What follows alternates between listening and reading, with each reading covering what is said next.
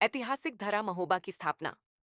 दिवस के अवसर पर आज रहेलिया सागर तट पर भव्य सूर्य महोत्सव का शुभारंभ वैदिक मंत्रोच्चारण और सूर्य आराधना के साथ हुआ।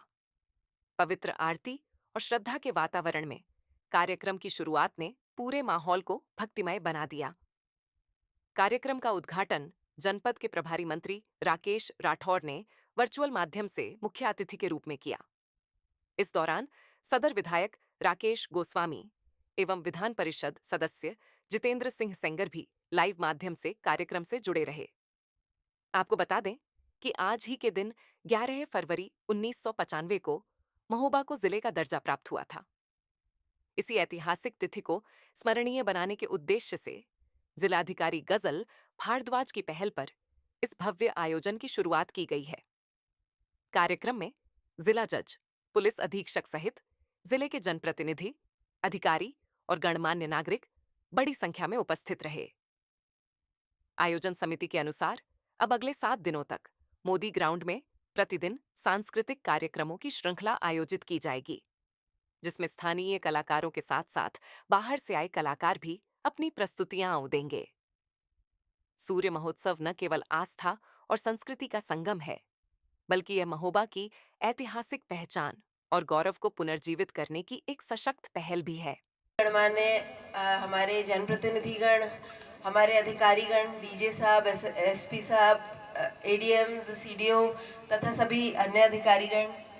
हमारे साथ सभी जुड़े हुए समाज सेवी और प्रेस बंधु, मुझे अत्यधिक हर्ष हो रहा है कि आज सभी जनप्रतिनिधियों और सभी महोबा वासियों की प्रेरणा से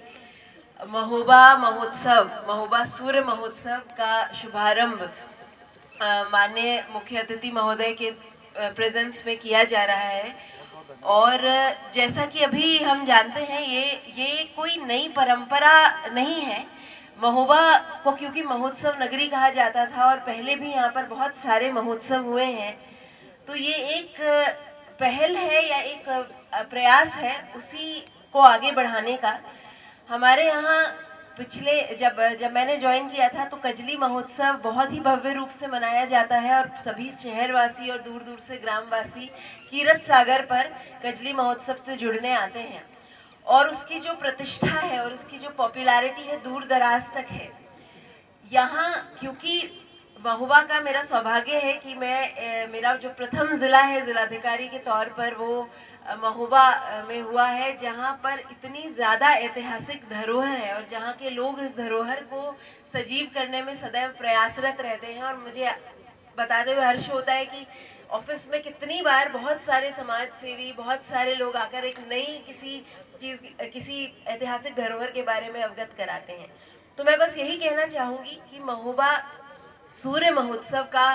जो आज का कार्यक्रम यहाँ किया गया है, वो एक प्रयास है कि हमारे यहाँ जितनी भी ऐतिहासिक धरोहरें हैं, क्योंकि सूर्य महोत्सव सबसे सूर्य मंदिर रहेलिया सबसे एक बहुत ही पुराना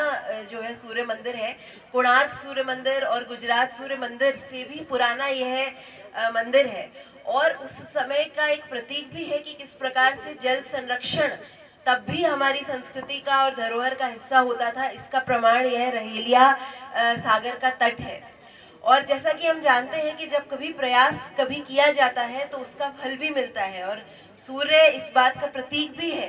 कि एक चक्र है जिसमें प्रकृति बंधी हुई है। जब हम प्रयास करते हैं, गड्ढे खोदते हैं और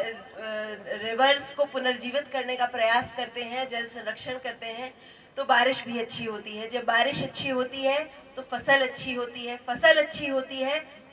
तो आगे कुपोषण और बाकी सारी समस्याओं का निदान होता है और एक अच्छा समाज, स्वस्थ समाज स्थापित होता है। तो ये एक तरीके का प्रकृति का चक्र है जो सूर्य महोत्सव के माध्यम से हम लोग आगे बढ़ाना चाहते हैं। और ये जितने भी हमारे यहाँ महोबा चरखारी में हमारी सांस्कृतिक धरोहर है, ये बहुत ही हर्ष का विषय है कि मिनिस्ट्री ऑफ टूरिज्म से हमें आज जितनी भी ऐतिहासिक धरोहरें हैं उनको संरक्षित करने के लिए फंडिंग और बहुत विभिन्न प्रकार की मदद मिल रही है। और महोबा में एक सूर्य इंटरप्रिटेशन सेंटर भी बन रहा है जिसमें सूर्य की विभिन्न विधाओं के बारे में जागरूक किया जाएगा। एक म्यूजियम भी बन रहा है और ये सारी चीज़ें जब बनकर तैयार होंगी और लोकार्पित की जाएंगी तो बहुत अच्छा एक टूरिज्म का पोटेंशियल महोबा में सूर्य को लेकर होगा, जिसकी शुरुआत का जो प्रतीक है वो हमारा ये रहेलिया का एएसआई संरक्षित सूर्य मंदिर है। इसलिए यहाँ से आज की जो कार्यक्रम है, ये 7 दिवस का कार्यक्रम, इसकी शुरुआत का जो प्रयोजन था वो यहाँ से करने का यही था कि जब दूर दराज से ओरछा साइड से या इधर खजुराहो साइड से टूरिस्ट आए तो वो जाने कि हमारे यहाँ कितने एएसआई प्रोटेक्टेड मॉन्यूमेंट्स हैं और उससे हमारे जो युवा हैं वो कितने जुड़े हुए हैं। यहाँ पर आज एक प्लानिटोरियम का भी 4 दिन का कार्यक्रम रखा गया है, जिसका उद्घाटन भी हम माननीय मंत्री जी के माध्यम से कराना चाहेंगे। ये जो कार्यक्रम है इसमें सोलर फिल्टर्स और सूर्य की विभिन्न विधाएं, रात में विभिन्न प्लैनेट्स का दर्शन और स्पेस स्टेशन रिलेटेड वेरियस अनुभव जो है वो साझा होंगे और सभी युवा और यहाँ पर जितने भी लोग हैं वो उसका आनंद ले सकते हैं। इसका भी यही प्रयोजन है कि एक रिसर्च का, एक वैज्ञानिक तौर पर भी इसको आगे ले जाया जा सके और इसी कारण से जो हमारी लैब्स बन रही हैं इसरो एफिलिएटेड, उनका भी इसी सूर्य महोत्सव के दौरान हम उनका भी 16 तारीख का एक कार्यक्रम उनका कराया जाएगा।